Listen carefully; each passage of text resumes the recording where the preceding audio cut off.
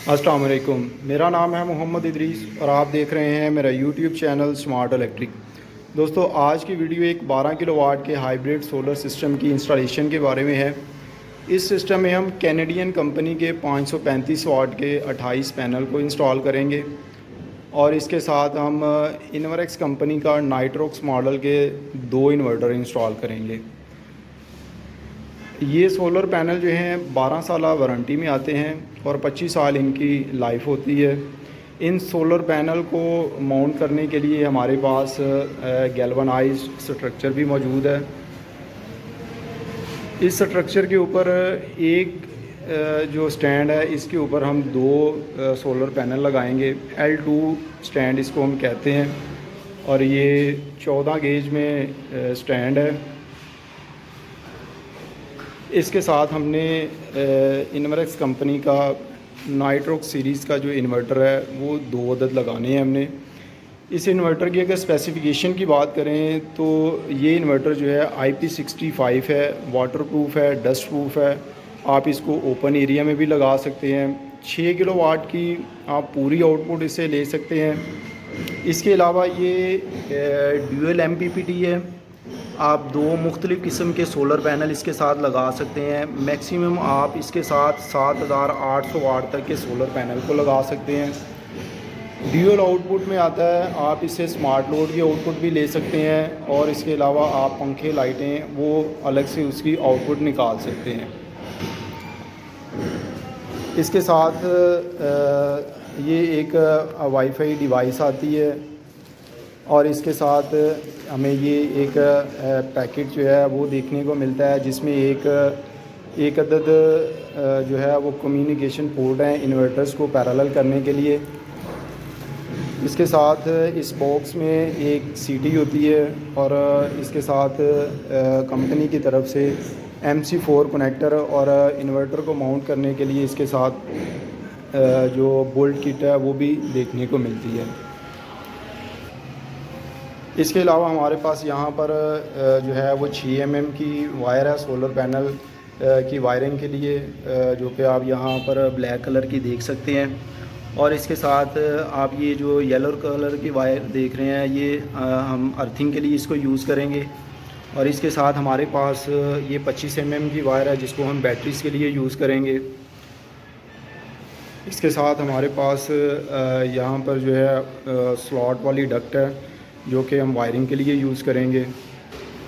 तो ये हमारे पास इन्वर्टर, सोलर पैनल और इसके साथ जो जो चीज़ की ज़रूरत है वो सामान हमारे पास मौजूद है। तो शुरू करते हैं आज की इंस्टॉलेशन को। सबसे पहले हमने सोलर पैनल्स को माउंट कर लिया। इन सोलर पैनल्स को लगाने के लिए हमने गैल्वनाइज्ड L2 फ्रेम यूज़ की है। एक फ्रेम के ऊपर हमने 2 सोलर पैनल्स लगाए हैं और 28 पैनल के लिए यहाँ पर हमने टोटल 14 फ्रेम लगाए हैं। इन सारे फ्रेम्स को हमने रावल बोल्ट्स की मदद से लेंटर के साथ फ़िक्स कर दिया है। फ़िक्स करने के बाद इन फ्रेम्स के जो फुट हैं वो हमने कंक्रीट से भर दिए हैं ताकि ये आंधी तूफ़ान वगैरह से महफूज रह सकें। सबसे पीछे वाली लाइन में हमने 14 सोलर पैनल्स लगाए हैं। उसके बाद इससे आगे वाली लाइन में हमने 8 सोलर पैनल्स लगाए हैं और इसके बाद इससे आगे वाली साइड पे 6 सोलर पैनल्स लगाए हैं। तो ये बिल्डिंग के स्ट्रक्चर के हिसाब से हमने इनकी फ़िटिंग की है ताकि ये सोलर पैनल्स हमें यहाँ पर मैक्सिमम सुबह से लेकर शाम तक आउटपुट दें। सोलर पैनल्स की फ़िटिंग कंप्लीट करने के बाद इन सोलर पैनल्स की हमने पैनल टू पैनल अर्थिंग भी की है।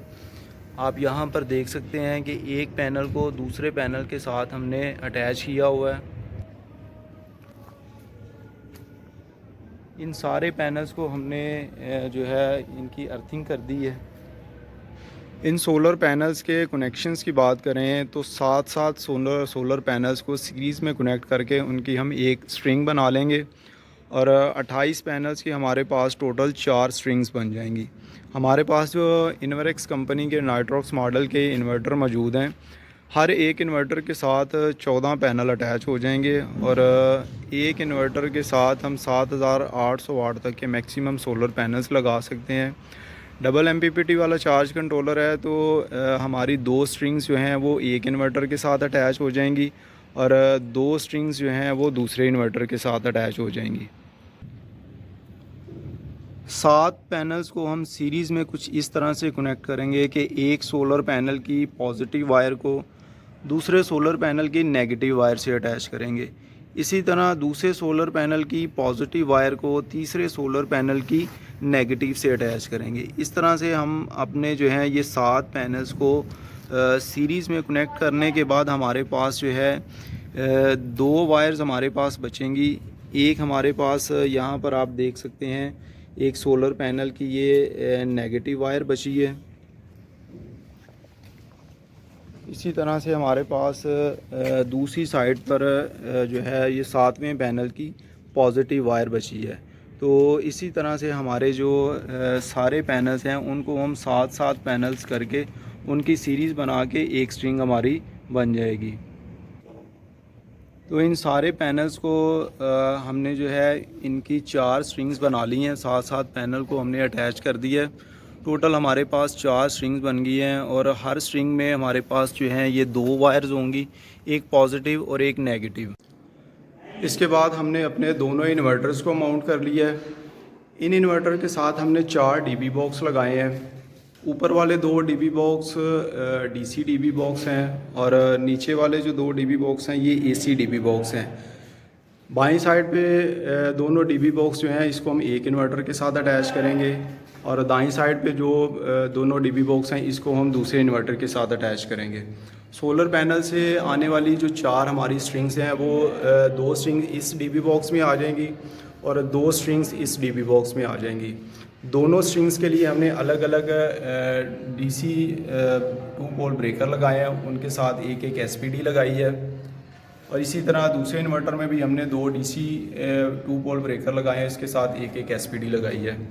इसके बाद हमारा जो AC DB बॉक्स है इसके साथ हमने यहाँ पर इस ब्रेकर को वापडा के इनपुट के लिए यूज़ करेंगे। इसके साथ हमने यहाँ पर एक AC SPD लगा दी है।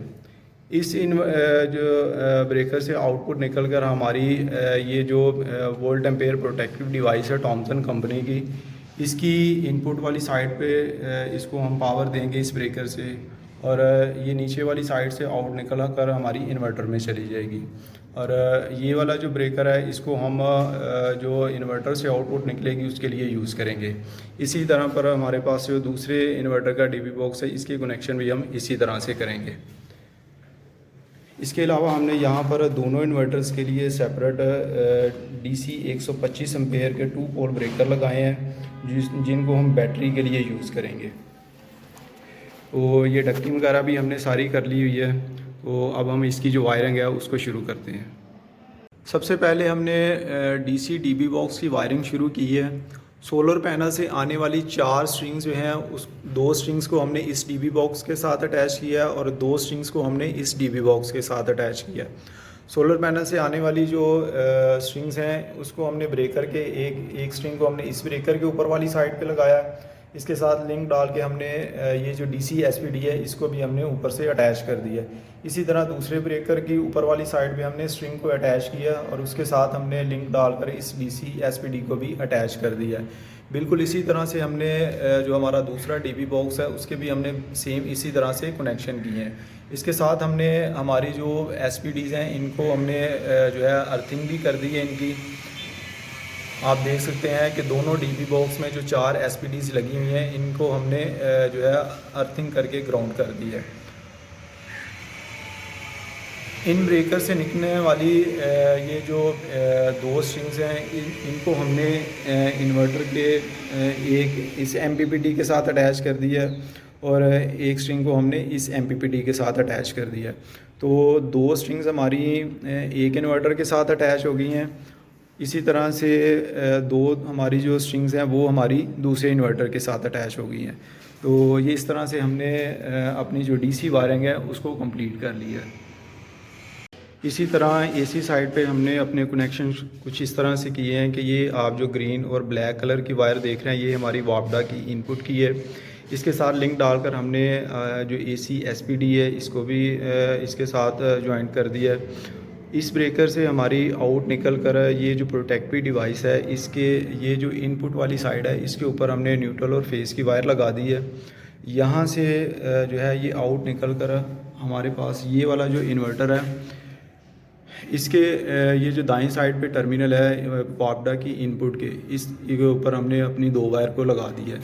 इसी तरह से हमारा ये जो सेंटर वाला पॉइंट है जहाँ से हमारी इन्वर्टर से आउटपुट निकलेगी, ये आउटपुट निकल कर हमारी जो है इस ब्रेकर में आ रही है ऊपर वाली साइड पे, और यहाँ से हमारी जो है आउट निकल कर ये आप जो ब्लैक और ग्रीन वायर देख रहे हैं यहाँ से हमारे लोड की तरफ चली जाएगी। इसी तरह से हमने हमारे पास जो दूसरे इन्वर्टर का डीबी बॉक्स है बिल्कुल इसी तरह से हमने इसके भी कनेक्शन कर दिए हैं। इसके अलावा हमने आप इसके नीचे एक येलो कलर की वायर देख रहे हैं जिसके ऊपर ब्लू कलर का थिम्बल लगा हुआ है, इनको हमने दोनों इन्वर्टर्स को जो है इसको अर्थ भी कर दिया हुआ है। इसके अलावा हमने आप यहाँ पर देख सकते हैं एक ग्रीन और ब्लैक कलर की वायर है, ये हमने 2 बैटरीज़ की वायर लगाई हैं। इन बैटरीज़ की वायर के साथ हमने यहाँ पर जो है 125 एम्पेयर का डीसी ब्रेकर भी लगाया। इसी तरह से दूसरे इन्वर्टर में भी हमने बिल्कुल इसी तरह से जो है ये जो ग्रीन कलर की वायर है इसको हमने बैटरी के पॉजिटिव टर्मिनल के लिए यूज़ किया और ब्लैक कलर की वायर को हमने नेगेटिव टर्मिनल के लिए यूज़ किया है। बिल्कुल इसी तरह इस जो है इन्वर्टर के साथ ही हमने बैटरी के लिए यहाँ पर 125 एम्पेयर का डीसी डीबी बॉक्स भी लगा दिया है। तो इस तरह से हमने दोनों इन्वर्टर्स की जो डीसी वायरिंग है और एसी वायरिंग है ये सारी कंप्लीट कर दी है। अब हम इनकी जो है डक्टिंग को क्लोज़ करके दोनों इन्वर्टर्स को ऑन करके चेक करेंगे। हमने सारी वायरिंग जो है इसकी डक्टिंग भी सारी क्लोज़ कर दी है और जो डीबी बॉक्स हैं इनके भी हमने फ्रेम लगाकर इनको फिक्स कर दिया है। तो अभी हम इन दोनों इन्वर्टर्स को ऑन करके चेक कर लेते हैं। सबसे पहले जो डीसी इनपुट है दोनों इन्वर्टर्स की उसको ऑन कर लेते हैं। इसके साथ यहाँ पर ये इसकी वापडा का ब्रेकर है, एक इन्वर्टर का और ये दूसरे इन्वर्टर का। तो ये आप देख सकते हैं कि हमारे जो दोनों इन्वर्टर्स हैं ये ऑन हो गए हैं। इन्वर्टर हमारे दोनों ऑन हो गए हैं। आप इसके ऊपर देख भी सकते हैं कि ऑन का स्टेटस आ रहा है इसके फ़र, और बिल्कुल इसी तरह से दूसरे इन्वर्टर के ऊपर भी ऑन का स्टेटस आ रहा है। इस सिस्टम को हम अभी फ़िलहाल यहाँ पर विदाउट बैटरी चला रहे हैं। इन दोनों इन्वर्टर के साथ हमने कोई बैटरी नहीं लगाई, और ये सिस्टम जिस जगह पर लगा है ये डबल स्टोरी एक घर है, और एक इन्वर्टर जो है ये ग्राउंड फ्लोर पे सारा लोड चलाएगा और दूसरा इन्वर्टर जो है ये फर्स्ट फ्लोर पे सारा लोड चलाएगा। इस पूरे सिस्टम की प्रोटेक्शन के लिए हमने यहाँ पर 3 अर्थिंग बोर भी करवाए हैं, जो कि आप यहाँ पर देख सकते हैं। एक अर्थिंग बोर जो है वो हमारे इन्वर्टर्स की एसी अर्थिंग के लिए, और ये दूसरा बोर जो है ये हमारे पैनल्स की अर्थिंग के लिए, और ये जो तीसरा बोर है ये लाइटिंग अरेस्टर के लिए। आप यहाँ देख भी सकते हैं कि ये छत के ऊपर हमने लाइटिंग अरेस्टर भी लगाया और इसकी प्रॉपर अर्थिंग भी की है। इस पूरे सिस्टम की अगर कॉस्ट की बात करें तो अक्टूबर 2023 में विदाउट बैटरी इस पूरे सिस्टम की कॉस्ट 25 लाख रुपए आई है। ये था हमारा 12 किलोवाट का हाइब्रिड सोलर सिस्टम। उम्मीद करता हूँ आपको वीडियो अच्छी लगी होगी। मेरे चैनल को सब्सक्राइब कर दीजिएगा और बेल आइकॉन को प्रेस कर दीजिएगा ताकि मेरी हर आने वाली वीडियो आप तक पहुँचती रहे।